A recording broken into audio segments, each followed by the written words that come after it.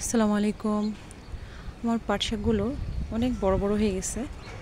এখান থেকে বেশ কয়েকবার পাট শাক খাওয়া হয়েছে। এখন আমি এই পাট শাকগুলো নিয়ে সব একদম ক্লিন করে এখানে নতুন চারা ফেলবো, হয়তো বা লাল শাক বা অন্য কোনো বিচি দিব আর কি। বিসমিল্লাহ।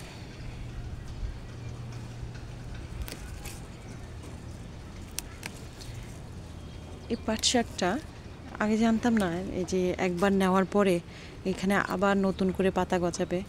পুরোপুরি না তোলা হলে যতবার আমি নিব ততবারই আবার নতুন করে, এই যে এখান থেকে ফার্স্ট টাইম নেওয়া হয়েছিল, সেকেন্ড টাইম এখান থেকে নেওয়া হয়েছিল, আবার আলহামদুলিল্লাহ একটা, এই যে ফার্স্ট টাইম এখান থেকে নিয়েছি, সেকেন্ড টাইম এখান থেকে নিয়েছি, এখন আবার এখান থেকে নিচ্ছি, আবার হয়ে যাবে।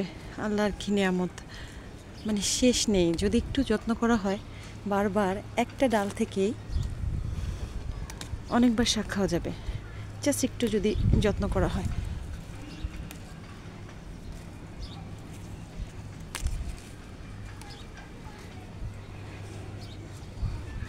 আর এই শাকটা মিষ্টি শাক, ভালো লাগে খেতে, একটু ভাজি করলে রসুন টসুন দিয়ে খুব ভালো লাগে।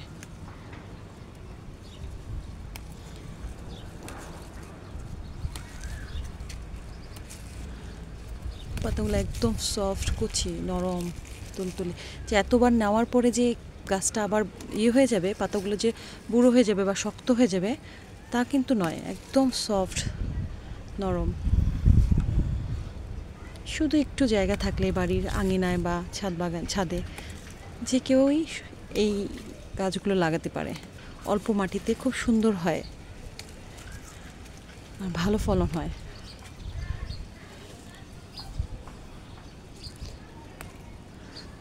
তো আজকের মতো এখানেই বিদায় নিচ্ছি। যে যেখান থেকে দেখছেন, যদি ভিডিওটা ভালো লেগে থাকে লাইক, কমেন্ট, শেয়ার দিয়ে পাশে থাকবেন। আল্লাহ হাফেজ।